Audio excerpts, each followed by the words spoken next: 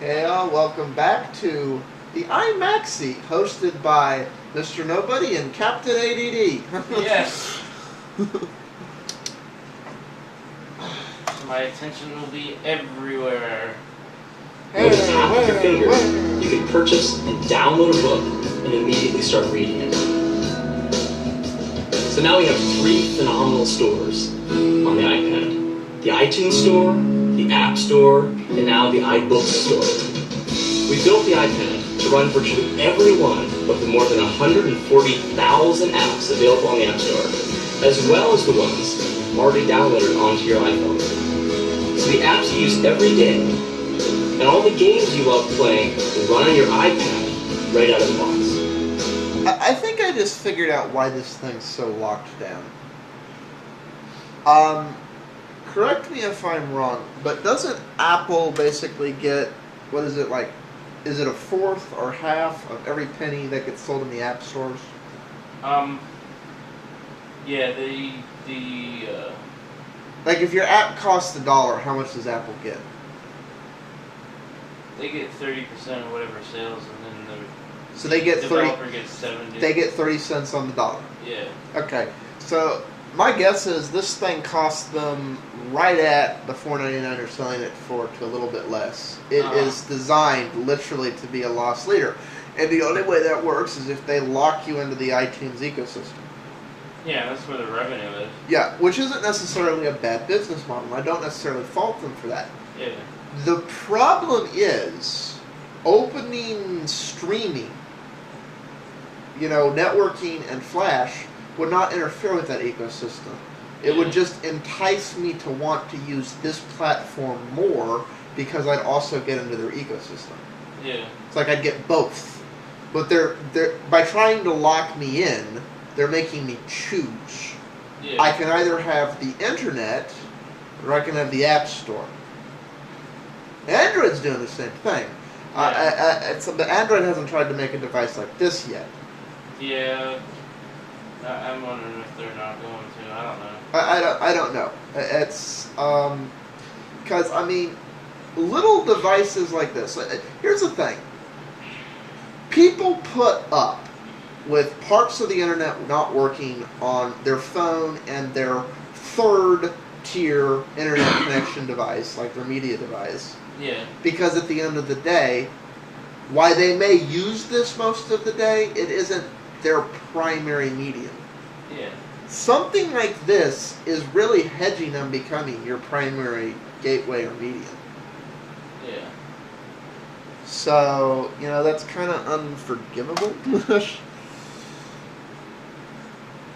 Plus, with the release of the iPad SDK, developers will be building apps specifically for the iPad. So there's going to be a whole new gold rush for app developers. More gold! There's gold in their pads! It is the most advanced piece of technology that I've ever worked on at Apple. The innovation That's of the kind of product really sad. starts with multi-touch itself. The vice president of hardware is saying the iPad is the most advanced thing And Apple's it's ever on had. multi-touch of this size that you really feel the power and performance that multi-touch can offer.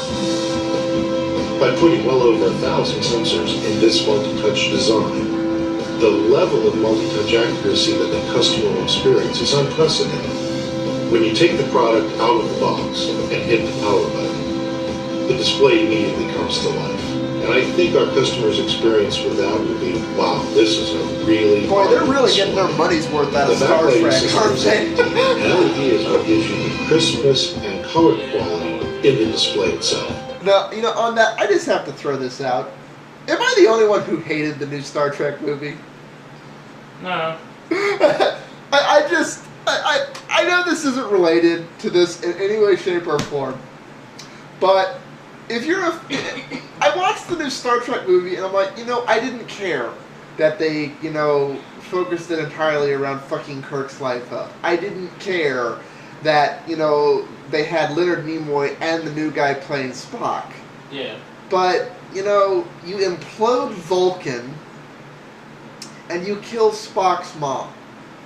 And I'm just thinking about all the pivotal parts that Vulcans that now will never exist, and and you know, when Spock was reborn in Star Trek 3, so, and, you know, home, it's like it was his mother who turned him back into the emotional, half-human blah that he is, which was the future Spock that fixed everything. It's like, you know, and they were on Vulcan, which is what put them in exactly the right spot to go back in time and save Earth from mankind killing the humpback. There's all these things. The whole time my head hurts now. Yeah. A Star Trek paradox has always kind of self-fixed itself, where the timeline was still preserved, almost in a way of making fun of itself. This one, it's like they need to make 3 more movies just to fix the timeline. Yeah.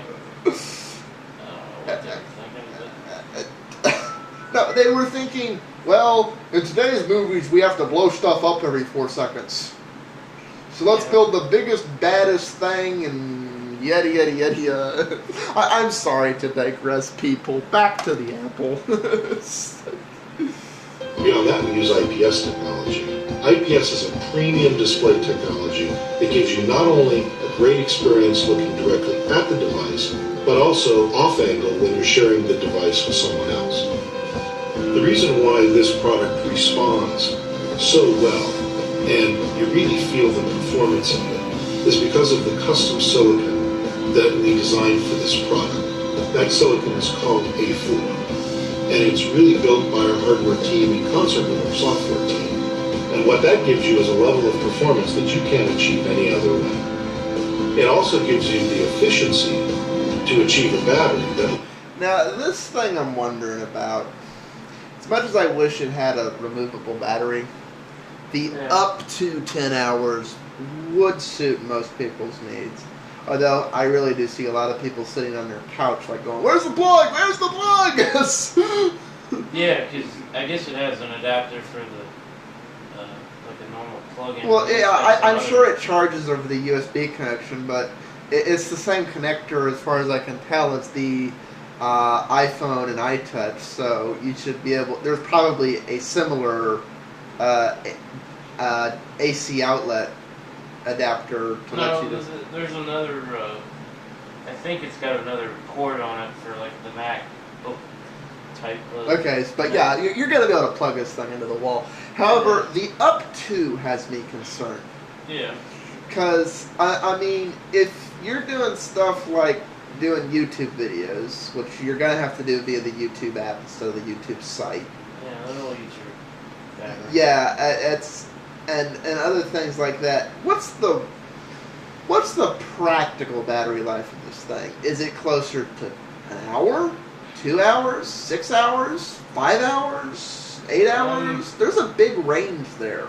Up to 10 means if I turn it on and don't really do anything intensive, it'll last 10 hours. Yeah.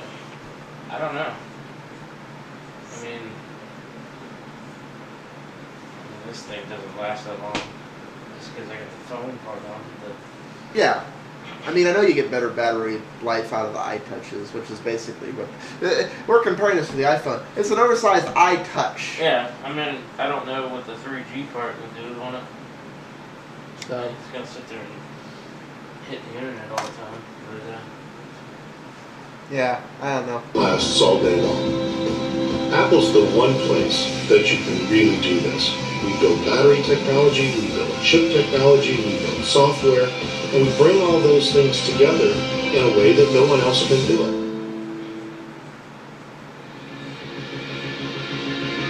It's the shiny, One of the most important features new, of designing oversized, an ugly is an piece affordable price. of... Usually when you get the brand new, latest technology, it starts at a high price, and over time, it gets more affordable, works its way down. Well, call me crazy, but I really do think that's exactly what they did with this thing. yeah, I think it came out several years ago. No, I got like another 30 seconds.